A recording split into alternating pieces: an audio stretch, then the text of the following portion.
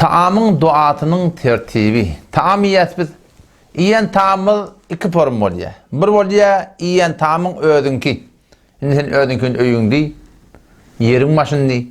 İşiň başyndy. Ödün pişirip durdyk, ödün atyp durdyk. Bir bolýar başga bir adam sen mihman edip çagyrýar.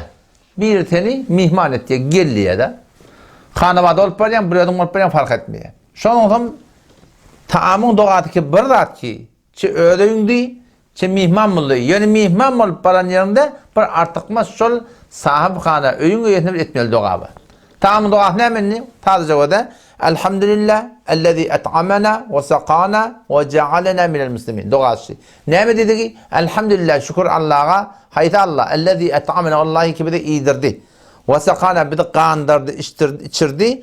Ve cealena minel muslimin, biz musulmanlardan etdi. Şuna diýerler taamyň duasy.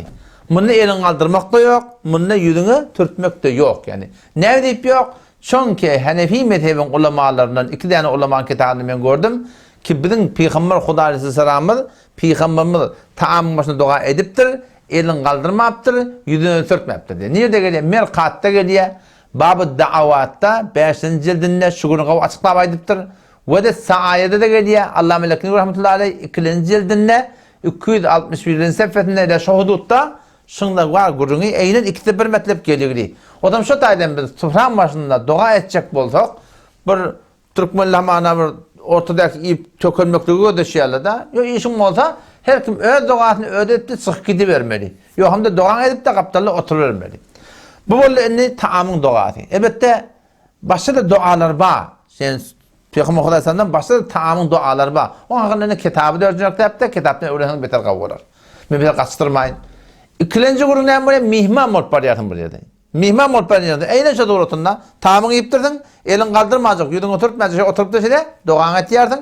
Ondan sonra şu sahibhana, şolady mikran ýydyrypdyr. Şolady mikran dawat beripdir, çagyrypdyr. Şoňa da haýır doga etýärdiň. Haýır doga näme? Allahumma at'am men at'amana, yalla maňa ýydyryleri ýydyr. Wasqi men saqana, yalla maňa içtireleri de içtir diýip doga etýärdiň. Muňydan ýene bir doga bar. Akala ta'amakum abrar. Sizin ta'amın gawa adam lisin. Ve sallat aleykumul melaike. Ferişte size hayır doga etsin. Ve iftara andakumus saimun. Ağda arada adamla sizin yani ağdın aslında bu doga etsen bu beter gawa. Kemezkem Allahümme et'im men et'amana. Yalla maňa ýydyreleri ýydyr. Wasqi men saqana maňa içtireleri içtir de şu turatynda hanawada hayır doga etmekdik. Bakalım inşallah şu tertipleri inşallah sünnete mutabık ne etmek gerek? İnşallah Taala riayet etmek gerek.